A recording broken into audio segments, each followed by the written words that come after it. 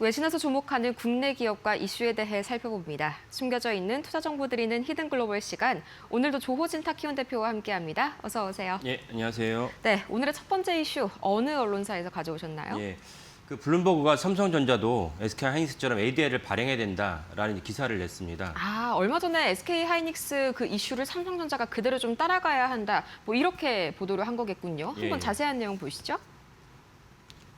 좀 어떤 내용이 준비가 되어 있을까요? 예, 저도 사실은 비슷한 생각을 예전에 했었습니다. 왜냐하면 SK하이닉스가 ADR 발행 때문에 주가가 한 번 더 뛰었는데 그렇다면 시총 1위 기업인 삼성전자가 왜 그 ADR 발행하지 않느냐라는 의문이 들었거든요. 그런 맥락에서 블룸버그가 보도를 했고 특별히 블룸버그가 보도를 하면서 그 주장을 강력하게 좀 전에 나오신 아티산 파트너스는 뭐냐면 하이닉스는 없어요. SK하이닉스 주식은 없고 삼성전자만 투자한 그 펀드이고 그러다 보니까 더욱더 우리나라 주식에 대해서 많이 알고 있으면서 하이닉스가 ADR을 발행하면 갖고 있는 긍정적 효과를 잘 알고 있을 테니까 그렇다면 삼성전자도 ADR을 발행하면 자기가 갖고 있는 수익이 좋아질 테니까 그런 맥락에서 블룸버그에도 강력하게 인터뷰를 했고 그 부분을 이제 블룸버그가 보도를 했습니다. 네, 이번에 하이닉스의 ADR 상장 참 말도 여러 가지가 많습니다만 이 블룸버그에서 좀 어떻게 평가를 했는지가 궁금하네요. 긍정적으로 예. 평가했겠죠?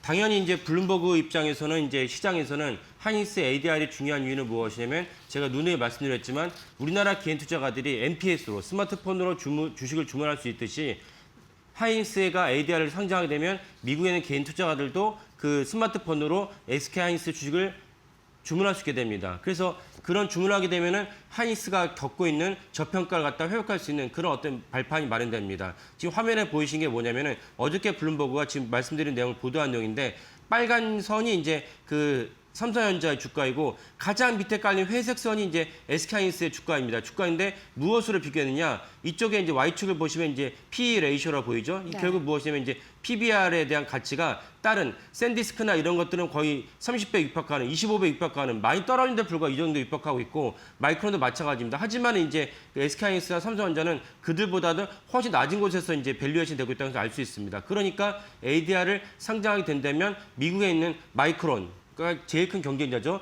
그 마이크론과 어떤 그 PBR, PER 레이쇼에 대해서 그 시장의 평가에 대해서 격차를 줄일 수 있다. 그렇다면 이제 SK하이닉스 주가가 올라갈 수 있고 그래서 그 부분이 일부 이제 반영됐다 봅니다. 올라갈 수 있는데 오늘 말씀드린 내용은 아니 하이닉스도 하는데 시총 2등 기업 하이닉스도 하는데 왜 삼성전자 왜 안 하냐 이런 맥락에서 블룸버그가 보도를 했습니다. 그래서 만약에 삼성전자가 ADR을 갖다가 수용하게 된다면 삼성전자 주가가 한 번 더 이제 점프할 수 있는 그런 모멘텀이 된다라고 보시면 되겠습니다. 네, 실제로 이 블룸버그 측에서 ADR 상장으로 좀 기업 가치가 올라갔었던 실제 사례도 제시를 했다면서요. 아무래도 좀 비교가 편한 TSMC를 좀 사례로 들었겠죠. 예. 그 사실은 ADR 상장 많이 있습니다. 그리고 뭐 아시는 분도 많이 계시지만 SK그룹의 SK텔레콤도 일찌감치 이제 ADR 상장했습니다. 실제 네. 그러나 SK텔레콤 입장에 큰 어떤 수혜는 없죠. 왜냐하면 통신주다 보니까 더 이상 뭐 시장의 어떤 뭐 통신주가 뭐 갑자기 올해는 10%, 내년에 10% 그렇게 매출이 올라갈 리는 없지 않습니까? 이미 다 모든 이제 가입자가 다 끝났기 때문에 그런 맥락에서 SK텔레콤의 ADR 상장은 시장에 그렇게 큰 충격은 없었습니다. 임팩트는 없었는데 다만 TSMC를 비교해 본다면 TSMC는 97년에 이제 ADR 상장했는데 당시에는 5억 2천만 달러, 우리나라 돈으로 한쯤에 한 6천억, 7천억 정도니까 많지는 않습니다. 하지만 현재 조금씩 TSMC ADR 물량을 늘리면서 현재는 얼마냐? TSMC ADR만 봤을 때 약 1조 7천억 달러입니다. 엄청난 물량이죠. 이 정도로 TSMC ADR을 상장해서 TSMC의 본토인 대만의 가까운 그대로 있고 ADR 상장을 말미암아서 TSMC 전체적으로는 시총이 4조 달러가 팍 넘습니다. 이런 것들을 SK하이닉스가 이제 노리는 것이고 오늘 이제 말씀드린 내용대로 그렇다면 왜 굳이 삼성전자가 이걸 회피할 필요가 어디 있냐? 삼성전자도 수순을 밟아서 ADR 상장이라라는 것이 이제 블룸버그의 이제 그 보도입니다. 네, 그러면 이 ADR을 상장한다고 해서 기업 가치가 좀 어떻게 올라가게 되는지 이 메커니즘 자체를 좀 궁금해하시는 분들이 계시더라고요. 블룸버그는 어떻게 설명했나요? 예. 아까 말씀드린 미국의 개인 투자자들이 이제 손쉽게 자기의 어떤 보유국 본토에 투자한 다른 종목전 투자할 수 있기 때문에 수급에서 큰 영향을 끼치고 또 다르게 중요하게 제시한 대목이 뭐냐면 블룸버그는 미국 상장 주식을 추정하는 ETF가 있지 않습니까? ETF 시장도 엄청나게 큽니다. 근데 ETF 시장에 대해서 그 미국의 본토의 주식에서만 ADR을 포함한 본토 주식에서만 추정하는 ETF 주가가 꽤 많습니다. 그렇다면 이 ETF 입장에서는 SK하이닉스가 ADR 상장이 되면 ETF 자금을 일부를 갖다가 끌어오게 됩니다. 동일하게 삼성전자가 ADR을 갖다 상장하게 된다면 미국의 ETF, 패시브 자금을 갖다 끌어올 수 있기 때문에 결국 아까 보여드린 수급에 있어서 그 격차가 아까 보여드린 마이크론이나 샌디스크보다 훨씬 낮은 PER을 갖다가 저평가된 요소 중에 하나가 해소될 수 있다. 그렇다면 이제 우리가 왜 굳이 맞아야 되느냐라는 것이 블룸버그의 입장입니다. 네, 근데 또 이제 삼성전자라고 하면은 우리가 외인 이탈 이슈를 좀 안 다뤄볼 수가 없겠죠. 지금 계속적으로 좀 외인들이 삼성전자를 매도함에 있어서 지금 현재 외인 지분율이 2020년대 들어가지고 최저치를 기록하고 있다고 하더라고요. 이렇게까지 좀 이탈이 빨라지는 이유가 뭘까요? 예, 저도 그 부분을 어저께 이제 이 다각도 취재를 하다가 오늘 이 자료를 공부하면서 이게 한 번에 해결됐습니다. 그 네. 차트를 다시 보면은 삼성전자의 그 차트를 보시면은 아까 블룸버그의 차트를 보면은 삼성전자 주가가 PER이 어느 정도 높았다가 점진적으로 사실은 제일 저점에 내려왔습니다. 이 말은 뭐냐? 블룸버그의 해당 그 펀드의 CEO의 얘기를 들은 펀드 매니저의 그 멘트를 달았는데 삼성전자가 더 이상은 저평가 아니다.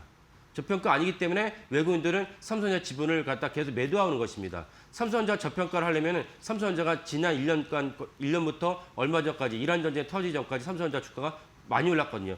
많이 오른 건데 어디까지 이제 올라가야 되냐라고 봤을 때 차트를 보면 삼성전자가 예전에 어떤 PER 레이시를 보면은 삼성전자 예전에는 예전에 이제 마이크론보다 더 월등히 높았던 적이 있습니다. 하지만 이제는 마이크론보다도 별로 차이가 나지 않는 정도로 삼성전자 주가가 있기 때문에 주가가 많이 올라가서 그렇다면 사실 삼성전자가 저평가가 아니다. 그러면 외국인들 입장에서는 굳이 삼성전자를 살 필요가 없는 것입니다. 이런 것이 더 크지 않을까 싶습니다. 또 하나는 삼성전자 저평가라고 볼 수 있는 또 다른 대목이 무엇이냐? 이 블룸버그의 그 분석이나 다른 그 기관 투자 분석을 보면 무엇이냐?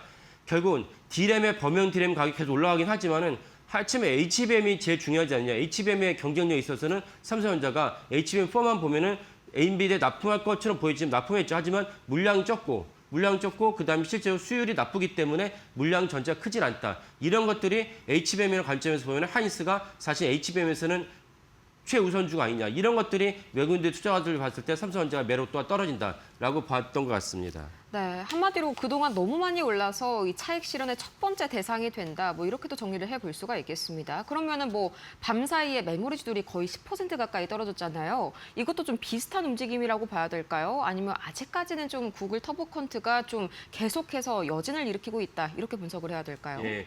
그 터보컨트가 여진이 있다면 금요일 날 그 마이크론이나 관련된 메모리 종목들이 떨어질 텐데 오늘 마이크론 10%, 마이크론 같은 주가 10% 떨어질까 싶을 때 엄청나게 떨어졌습니다. 그리고 뭐 샌디스크도 마찬가지로 샌디스크도 7% 정도 떨어졌거든요. 네. 암도 많이 떨어지고 이런 것들은 전체적으로 반도체에 대한 어떤 시장에 대한 그 투심이 안 좋아졌다고 보시면 되겠고 첫 번째는 D램의 가격이 쭉쭉 올라가다 스팟 가격입니다. 쭉쭉 올라가다가 지난주부터 뭔가 내려가는 약간 꼬리가 쳐져지는 그런 것이 하나 있고 두 번째는 무엇이냐? 좀 전에 설명 들으신 대로 이제 차익 실현에 대한 효과가 크다.